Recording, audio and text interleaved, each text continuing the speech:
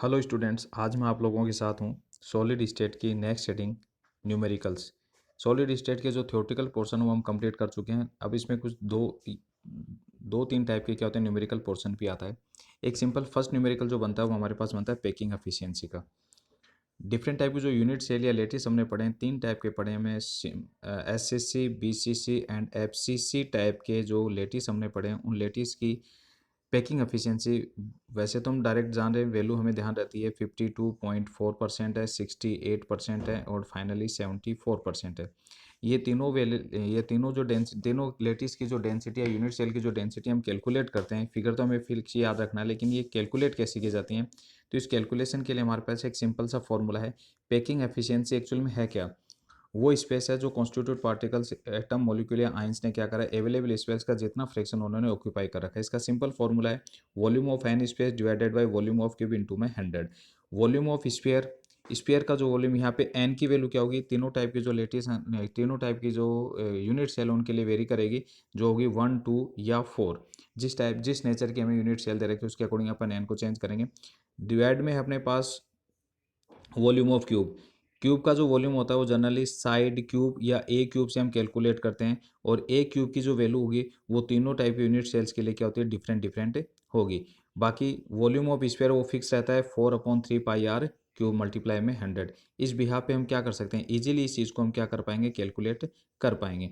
तो सिंपली एक सिंपल सा एग्जांपल ले रहे हैं हम। सिंपल SCC यूनिट सेल के लिए हमें कैलकुलेट करना है, तो packing efficiency is equal to n की वैल्यू आ जाएगी 1 इंटू में वॉल्यूम ऑफ स्फीयर हमारे पास आ जाएगा 4/3 पाई आर क्यूब। पाई की वैल्यू आ जाएगी 22/7 और इंटू में आ गया आर क्यूब इंटू 100 है। डिवाइडेड बाय था side cube. Side cube length of edge वो SCC के बिहाफ पे कितना होता है, 2r होता है, तो यहाँ पे आ जाएगा हमारे पास 2r मीन्स 2r क्यूब करेंगे तो आपके पास आएगा 8r cube. R cube two ये पूरी वैल्यू सॉर्ट आउट होगी तो हमारे पास वैल्यू आती है 52.38, जिसको राउंड अप करके हम कितना लिखते हैं, 52.4% लिखते हैं। इस टाइप से आप SCC का डेरिवेशन कर सकते हैं। नेक्स्ट हमारे पास आता है BCC का डेरिवेशन। तो BCC यूनिट सेल के लिए क्या बदलेगा, एक तो n की वैल्यू बदल जाएगी, n की वैल्यू इसमें 2 हो जाएगी और a की वैल्यू 4r/√3 होगा। सिंपली वही formula, packing efficiency is equal to volume of n square. n की वैल्यू होगी BCC के लिए 2, then 4/2 into 4/3 pi r cube, pi 22/7 and r cube divided by a cube. A की value थी यहाँ पे 4r divided by √3 whole cube multiply 100। इस पूरी वैल्यू को जब हम सॉर्ट आउट करेंगे तो हमारे पास आंसर आएगा 68.04%। 68.04% को जब हम राउंड अप करेंगे तो हमारे पास वैल्यू आ जाएगी 68%। और सिमिलरली हम कैलकुलेट कर सकते हैं FCC यूनिट सेल के लिए पैकिंग एफिशिएंसी। इसके लिए n की वैल्यू, नंबर ऑफ स्पेयर 4 हो जाएंगे, 4 into volume of sphere 4/3 pi r cube 22/7 into r cube into 100 divided by R. Side FCC के लिए साइड होती है 2√2r, 2√2r whole cube. Sort out करेंगे तो हमारे पास आंसर आएगा 74%। ये एक पैकिंग एफिशिएंसी हम सिंपली डेराइव कर सकते हैं तीनों टाइप की यूनिट सेल के लिए। नेक्स्ट टाइप का जो क्वेश्चन हमारे पास क्लियर होता है इसमें, नेक्स्ट टाइप का जो क्वेश्चन हमारे पास इसमें अराइज होता है, वो अराइज होता है नंबर ऑफ वॉइड्स के बिहाफ पे। नंबर ऑफ वॉइड्स के बिहाफ पे हमें क्या करना होता है, किसी गिवन आयनिक गिवन सॉलिड के लिए हमें उसके लिए मॉलिक्यूलर फॉर्मूला कैलकुलेट करना होता है। मॉलिक्यूलर फॉर्मूला कैलकुलेट करने के लिए हमें टोटल नंबर ऑफ पार्टिकल्स की प्रेजेंस के साथ साथ हमें उसमें नंबर ऑफ वर्ड्स या नेचर ऑफ वर्ड्स देते हैं। जनरली कल हमने लेट क्लोज पैक्ड स्ट्रक्चर की नेक्स्ट लास्ट स्टेडिंग में जब थर्ड लेयर की प्लेसिंग करते हैं तो हमारे पास दो टाइप की वर्ड्स बनती थी, ऑक्टाहेड्रल वर्ड्स और एक बनी थी हमारे पास टेट्राहेड्रल वर्ड्स। ऑक्टाहेड्रल वर्ड्स और टेट्राहेड्रल वर्ड्स का जो नंबर होता है वो फिक्स्ड होता है। ऑक्टाहेड्रल वर्ड्स का नंबर होता है नंबर ऑफ पार्टिकल्स के इक्वल होता है, और टेट्राहेड्रल वर्ड्स का नंबर क्या होता है, 2 नंबर ऑफ पार्टिकल्स का क्या होता है, डबल होता है, 2 नंबर ऑफ पार्टिकल्स। तो टोटल वर्ड्स किसी लेटिस में कितनी होंगी, 3 नंबर ऑफ पार्टिकल्स होंगे। तो एक सिंपल फॉर्मूला हो जाता है, octahedral voids is equal to n tetrahedral voids is equal to 2n, यहाँ पे नंबर ऑफ पार्टिकल और टोटल वर्ड्स उस पर्टिकुलर सॉलिड में कितनी होती हैं, 3n होती हैं। इस भी यहाँ पे जब हम क्वेश्चन को सॉर्ट आउट करते हैं तो इसमें हमें जनरली 2 पार्टिकल्स दिए जाते हैं। एक एग्जांपल के थ्रू समझिए आप, इसमें 2 पार्टिकल्स में से एक पार्टिकल्स तो किसी पर्टिकुलर वर्ड्स में होगा और एक पर्टिकुलर पार्टिकल्स क्या करेगा, सीसीपी स्ट्रक्चर या एचसीपी स्ट्रक्चर या एफसीसी स्ट्रक्चर, किसी भी टाइप की स्ट्रक्चर बना सकता है। ये जो स्ट्रक्चर्स होती हैं ये मेन क्या होते हैं, लेटिस पॉइंट होते हैं, और बाकी क्या होंगे, दूसरे टाइप का जो एटम होता है वो कहाँ पे होगा, ऑक्टाहेड्रल वर्ड्स में होगा। एक सिंपल एग्जांपल देखिए आप, इसमें एक एग्जांपल दे रखा है, कि एक पर्टिकुलर मॉलिक्यूल है वो 2 पार्टिकल से मिलकर बना है, एक्स और वाई से वो मिलकर बना हुआ है, जिसमें एक्स कहाँ पे है, ऑक्टाहेड्रल वर्ड्स को ऑक्यूपाई कर रहा है, और वाई कहाँ पे है, सीसीपी स्ट्रक्चर बनाना है। तो इस क्वेश्चन को हम स्टार्ट कैसे करेंगे, इसका सॉल्यूशन इनिशियली हम स्टार्ट करते हैं कि नंबर ऑफ पार्टिकल कौन से होते हैं, जो मेन सीसीपी या एचसीपी या एफसीसी स्ट्रक्चर पे होते हैं, तो number of particle is equal to CCP structure होगा। नंबर ऑफ पार्टिकल पे कौन है, जो सीसीपी है, तो सीसीपी पे इस क्वेश्चन ने किसको दे रखा, वाई को दे रखा, तो number of particle is equal to क्या होगा, वाई होगा। ये इक्वेशन 1 होगी अपने पास। Then number of octahedral voids, ये अभी हमने आपको बताया था कि नंबर ऑफ ऑक्टाहेड्रल वर्ड्स किसके इक्वल होती है, नंबर ऑफ पार्टिकल्स के इक्वल होती हैं। ये एक फॉर्मूला, तो ये 2 फॉर्मूले हो गए। इस फॉर्मूले में वैल्यू पुटअप करेंगे तो नंबर ऑफ ऑक्टाहेड्रल वर्ड्स किसके इक्वल होंगे, जितने पार्टिकल्स हैं, पार्टिकल्स किसके बराबर, वाई के इक्वल हैं, तो Y number of octahedral voids is equal to क्या, वाई हो जाएगा इक्वेशन 1 के अकॉर्डिंग। देन नेक्स्ट हम फाइनली आते हैं जो अक्स है, जो अक्स कहाँ पे था, क्वेश्चन के अकॉर्डिंग, गिवन क्वेश्चन के अकॉर्डिंग अक्स कहाँ पे था, जितनी भी ऑक्टाहेड्रल वर्ड्स हैं उसमें अक्स है, तो अक्स इज इक्वल टू क्या होगा, वाई। वाई क्यों आए, क्योंकि ऑल ऑक्टाहेड्रल वर्ड्स को हम ऑलरेडी कैलकुलेट कर चुके हैं। ऑक्टाहेड्रल वर्ड्स क्या, नंबर ऑफ पार्टिकल इक्वल है, तो X equal to Y, then X divided, तो इसका X divided Y is equal to 1/1, तो फाइनली इसका फॉर्मूला क्या बनेगा, एक्स वाई बनेगा। सिमिलरली हमारे पास एक नेक्स्ट एग्जांपल, ऐसा ही मैं एक एग्जांपल और लेके चल रहा हूँ। एक पार्टिकल है जो ए और बी पार्टिकल से मिलकर बना हो, जिसमें ए कहाँ पे होता है, टेट्राहेड्रल वर्ड्स के 2/3 पार्ट पे है, और बी क्या बना रहा है, मेन लेटिस पॉइंट बना रहा है। इसका सॉल्यूशन कैसे, इनिशियली वही पहला हमारे पास नंबर ऑफ पार्टिकल कैलकुलेट करेंगे, तो नंबर ऑफ पार्टिकल किसके इक्वल होते हैं, एचसीपी पार्टिकल के इक्वल होंगे, और number of particle is equal to HCP particle, और एचसीपी पे कौन है, given question B particle HCP position पे है। ये इक्वेशन 1 बन गई। देन नंबर ऑफ टेट्राहेड्रल, हमारे पास नंबर ऑफ टेट्राहेड्रल वर्ड्स का फॉर्मूला होता है कि नंबर ऑफ टेट्राहेड्रल वर्ड्स क्या होती हैं, डबल होती हैं नंबर ऑफ पार्टिकल्स की। तो ये हमारा फॉर्मूला हो गया, number of tetrahedral words equal number of particles या 2n। Then number of tetrahedral क्या होगा, 2b। बी क्यों आए, क्योंकि नंबर ऑफ पार्टिकल किसके इक्वल है, बी के इक्वल है इक्वेशन 1 के अकॉर्डिंग, तो नंबर ऑफ टेट्राहेड्रल वर्ड्स कितनी होगी, बी के इक्वल होगी। फाइनली हम आते हैं किसको कैलकुलेट करेंगे, ए को कैलकुलेट करते हैं, तो ए इज गिवन क्वेश्चन के अकॉर्डिंग ए कहाँ पे था, गिवन क्वेश्चन के अकॉर्डिंग ए कहाँ पे, गिवन क्वेश्चन के अकॉर्डिंग ए टेट्राहेड्रल वर्ड्स के 2/3 पार्ट पे, टेट्राहेड्रल वर्ड्स के 2/3 पार्ट पे, तो ए इज इक्वल टू हो गया, 2/3 of tetrahedral voids. Then A is equal to 2/3 तो फॉर्मूले से आ जाएगा, और ये 2b क्यों है, बाई इक्वेशन 2 से आ गया, 2b की वैल्यू आ जाएगी इसमें, तो a upon B is equal to क्या होगा, 4/3 बनेगा। तो फाइनली उस गिवन जो पार्टिकल या सॉलिड जो a और b से बना है, जिसमें कंडीशन दे रखी थी, तो a कहाँ पे है, a तो 2/3 ऑफ टेट्राहेड्रल में, b कहाँ पे, एचसीपी स्ट्रक्चर 1, उसका फॉर्मूला क्या बनेगा, A4B4 बन जाएगा। सिमिलरली एक क्वेश्चन और मैंने यहाँ पे आपको सॉर्ट आउट करके दिया है। एक पार्टिकल बन रहा है किसे, m और n से, n क्या बना रहा है, सीसीपी बना रहा है, और ये क्या बना रहा है, 1/3 टेट्राहेड्रल वर्ड्स बना रहा है। सेम लास्ट जो क्वेश्चन हमने सॉर्ट है उसके अकॉर्डिंग अपन इसको भी सॉर्ट आउट कर सकते हैं। एक थोड़ा डिफरेंट टाइप का क्वेश्चन देखिए आप, इसी पे फ्रैक्शन टाइप में क्वेश्चन आया हुआ है यहाँ पे, ये अच्छा क्वेश्चन है। इस टाइप का क्वेश्चन भी आपको बोर्ड एग्जाम में मिलता है। एक हमें एक पर्टिकुलर आयरन ऑक्साइड या निकल ऑक्साइड या कॉपर ऑक्साइड या ब्रोमाइड वगैरह जो कोई भी क्वेश्चन दे रखा है, तो एक क्वेश्चन है यहाँ पे एनसीईआरटी का अपना एक एक्सरसाइज क्वेश्चन है कि एक निकल ऑक्साइड का फॉर्मूला है, जिसमें निकल है 0.98 और ऑक्सीजन है 1.00। उसमें मैं निकल आयंस, क्योंकि हमें पता है कि ऑक्सीजन का तो O2 माइनस की फॉर्म में ऑक्साइड आयन, तो बट निकल है उसकी पॉसिबिलिटी क्या होगी, Na+2 में भी हो सकती है और Na+3 में भी हो सकती है। तो निकल +2 और +3 का फ्रैक्शन हमें कैलकुलेट करना है।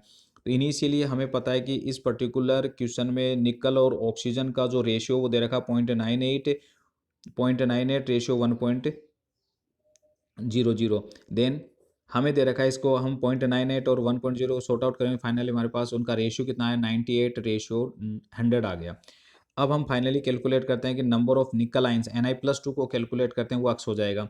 टोटल निकल आयंस कितने थे, 98 थे, तो उसमें Na+2 को जब अपन अक्स कंसीडर करें तो सिंपली मैथ से अकॉर्डिंग अपन बता सकते हैं यहाँ पे Na+T कितना हो, 98 - अक्स हो जाएगा। अब एक्चुअल में ये मॉलिक्यूल जो होते हैं कम्प्लीटली, ये जो आयंस दे रखा है एनी कंपाउंड कम्प्लीटली क्या न्यूट्रल मॉलिक्यूल है, न्यूट्रल मॉलिक्यूल है, तो निकल आयंस का जो चार्ज होगा वो ऑक्साइड आयंस के चार्ज के क्या होगा, इक्वल होगा। अब ऑक्सीजन ऑक्साइड आयन का जो चार्ज हो कैसे कैलकुलेट करेंगे, ऑक्सीजन के नंबर कितने 100 हैं और ऑक्साइड आयन का चार्ज क्या होता है -2 होता है, तो 100 को मल्टीप्लाई करेंगे -2 से। लेकिन लेफ्ट साइड में हमें क्या करना है, हमें नहीं पता है कि निकल दो फॉर्म में अवेलेबल है, Na+2 में भी अवेलेबल है और Na+3 में भी अवेलेबल है। तो +2 वाला कितना है, +2 वाले नंबर को हमने x कंसीडर किया तो x मल्टीप्लाई होगा किससे, +2 से।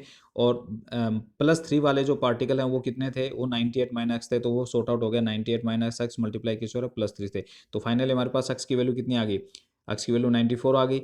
इस x की वैल्यू से हम क्या कैलकुलेट करेंगे, Na+2 94 आ गया, तो Na+3 कितना हो जाएगा, 98 में से क्या करेंगे 94 माइनस करके 4 आ जाएगा सिंपली। अब उनका हम फ्रैक्शन निकालना है, फ्रैक्शन निकल आयंस के कितने हैं, 98 में से 94 हैं, तो उसका फ्रैक्शन आएगा हमारे पास कितना, निकल आयंस Na+2 का फ्रैक्शन आ गया 94 divided by 98, total available particles को टोटल से डिवाइड करेंगे उसका फ्रैक्शन आ जाएगा, और ऐसे Na+2 का फ्रैक्शन आ जाएगा। ये टोटल हम इसको फ्रैक्शन कैलकुलेट कर सकते हैं सिंपली। जो अभी मैंने AB या XY या Mn या PQ की फॉर्म में जो फॉर्मूला पूछा था, वही फॉर्मूला हमें एलिमेंट की फॉर्म में आ रहा है कि एक आयरन का ऑक्साइड है, आयरन ऑक्साइड में जो ऑक्सीजन पार्टिकल वो क्या बना रहा है, HCP स्ट्रक्चर बना रहा है, और आयरन कहाँ पे है, टोटल अवेलेबल ऑक्टाहेड्रल वर्ड्स के 2 पार्टिकल्स में से 2/3 हो गए, इसका मतलब 2 आउट ऑफ 3 ऑक्टाहेड्रल वर्ड्स में वो अवेलेबल है। सिमिलरली जो अभी हमने पहले क्वेश्चन AB वाले, MN वाले या PQ वाले जो क्वेश्चन XY वाले क्वेश्चन सॉर्ट आउट किए, वैसे हम इसको स्टार्ट कर रहे हैं। नंबर ऑफ पार्टिकल कौन से होते हैं, जो HCP बनाते हैं, HCP पे कौन है, ऑक्सीजन अवेलेबल है। अब नंबर ऑफ ऑक्टाहेड्रल वर्ड्स किसके इक्वल होगा, नंबर ऑफ पार्टिकल्स के इक्वल होगा। नंबर ऑफ पार्टिकल किसके इक्वल है, बाई इक्वेशन से ऑक्सीजन के इक्वल है। आयरन कहाँ पे अवेलेबल है, आयरन है 2/3 ऑफ ऑक्टाहेड्रल वर्ड्स पे अवेलेबल है। तो आयरन कितना हो गया, 2/3 ऑफ ऑक्सीजन, क्योंकि ऑक्टाहेड्रल वर्ड्स में ऑक्सीजन है, इक्वेशन 2 से। तो Fe डिवाइडेड बाई O कितना बनाएगा, Fe/3 बनाएगा, तो इसका फाइनली फॉर्मूला क्या बनेगा, Fe2O3 बन जाएगा। ये हमारे पास होएगा। और इसी वर्ड्स पे एक लास्ट क्वेश्चन हमारे पास हो सकता है इस टाइप से कि हमें एक्चुअल में पार्टिकल्स के मोल्स दे रखे हैं या उसका ग्राम अमाउंट दे रखा है। ग्राम अमाउंट दे रखा हो तो हम उसको मोल्स निकाल ले सकते हैं। ग्राम अमाउंट को हम किससे डिवाइड करेंगे, मोलर मास से डिवाइड करेंगे, तो हमारे पास मोल्स आ जाएगा। बट इस क्वेश्चन में डायरेक्टली हमें मोल्स अवेलेबल हैं, उस मोल्स में हमें क्या निकालने हैं, टेट्राहेड्रल वर्ड्स निकालने हैं। तो टेट्राहेड्रल वर्ड्स कितनी होती हैं, डबल होती हैं किसके, नंबर ऑफ पार्टिकल की। यहाँ पे यदि ऑक्टाहेड्रल वर्ड्स पूछता तो ऑक्टाहेड्रल वर्ड्स कितनी होती हैं, नंबर ऑफ पार्टिकल के इक्वल होते हैं। लेकिन इस बंदे ने हमें क्या पूछा है, क्वेश्चन में पूछा है टोटल वर्ड्स, तो टोटल वर्ड्स कितनी होती हैं, 3n कैलकुलेट हम करेंगे इसमें। तो फाइनली हम नंबर ऑफ पार्टिकल, मोल्स को नंबर ऑफ पार्टिकल में कैसे कैलकुलेट करेंगे, तो सिंपल हम 11th में पढ़ चुके हैं, मोल कंसेप्ट के नंबर ऑफ पार्टिकल निकालते हैं तो मोल्स को किससे मल्टीप्लाई कर देते हैं, एवोगैड्रो नंबर से मल्टीप्लाई कर देते हैं, तो नंबर ऑफ पार्टिकल कितने आ जाएंगे, 0.5 मोल्स इंटू में एवोगैड्रो नंबर। तो फाइनली हमारे पास नंबर ऑफ पार्टिकल आ गया 3.011 इंटू 10⁻⁻³ इसमें टोटल वर्ड्स कितनी होते हैं, 3 नंबर ऑफ पार्टिकल्स, क्योंकि डबल तो होगी टेट्राहेड्रल वर्ड्स और 1 नंबर ऑफ पार्टिकल, तो इससे 3n फॉर्मूला बना, ये हो जाएगा। और टोटल टेट्राहेड्रल वर्ड्स पूछी होंगी तो ये हमें डबल से उसको मल्टीप्लाई करना। तो इसमें इनिशियली हमने क्या किया, पहले नंबर ऑफ पार्टिकल्स कैलकुलेट किए हैं, मोल्स को नंबर ऑफ पार्टिकल में कैलकुलेट आप इजीली कर पाओगे। लास्ट एक बड़ा क्वेश्चन आता है एनसीआर CBSE बोर्ड में, वो आता है हमारे पास इस पर्टिकुलर फॉर्मूले के लिए। एक तो हो गया डेरिवेशन टाइप हो गया, एक वर्ड्स के अकॉर्डिंग हो गया, और एक लास्ट क्वेश्चन है, ये एक सबसे इंपॉर्टेंट क्वेश्चन मान सकते हो आप इसमें, वो है डेंसिटी पे। यहाँ पे हमारे पास 5 पैरामीटर्स यूज कर रहे हैं, हम डेंसिटी यूज कर रहे हैं। हो सकता है हमें बाकी ये 4 पैरामीटर देंगे, एक डेंसिटी में कैलकुलेट करनी है, या हो सकता है हमें nature of unit cell find करना हो। Nature of unit cell find करना है तो हम क्या करेंगे, जेड कैलकुलेट करेंगे। जेड कैलकुलेट करने के लिए हमारे पास फॉर्मूला क्या बनेगा, जेड इज इक्वल टू बन जाएगा इस फॉर्मूले से डी इंटू में A³ into NA divided by क्या हो गया एम, से हम क्या कैलकुलेट कर सकते हैं, जेड कैलकुलेट कर सकते हैं।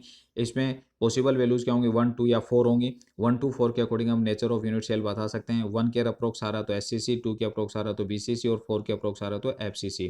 थर्ड पॉइंट क्या होगा, हमें हो सकता है कि इन 5 पैरामीटर में से मोलर मास कैलकुलेट करना है, density, nature of unit cell, length of edge और एवोगैड्रो नंबर, ये हमें ऑलरेडी कांस्टेंट है पता होता है। और हमें क्या निकालना है, उस पर्टिकुलर गिवन क्रिस्टल का, लेटिस का मोलर मास कैलकुलेट करना होता है कि वो कॉपर क्रिस्टल है या आयरन क्रिस्टल है या सिल्वर का क्रिस्टल है, तो उसका मोलर मास हम कैलकुलेट करेंगे। तो मोलर, इसी फॉर्मूले को हम ट्रांसपोजिंग थ्रू एम में कन्वर्ट करके बाकी 4 वैल्यूज़ को पुटअप करके हम मास कैलकुलेट कर सकते हैं। तीसरा पॉइंट ये भी हो सकता है इसमें हमारे पास कि हमें लेंथ ऑफ एज पूछी जाए। लेंथ ऑफ एज हम कैलकुलेट करेंगे तो इसी फॉर्मूले में बाकी 4 वैल्यूज, डेंसिटी है, नेचर ऑफ ये नेचर की वो में देगा 1 to 4 नहीं देगा, इसको नेचर बोलेगा जेड को। नेचर के अकॉर्डिंग अपन क्या बताएंगे 1 to 4 बताएंगे। एफसीसी के बिहाफ पे यहाँ पे एचसीपी होता है या सीसीपी होता है तो भी हम कितना लेंगे 4 ही लेंगे। ए कैलकुलेट करेंगे हम नेचर बता सकते हैं इजीली।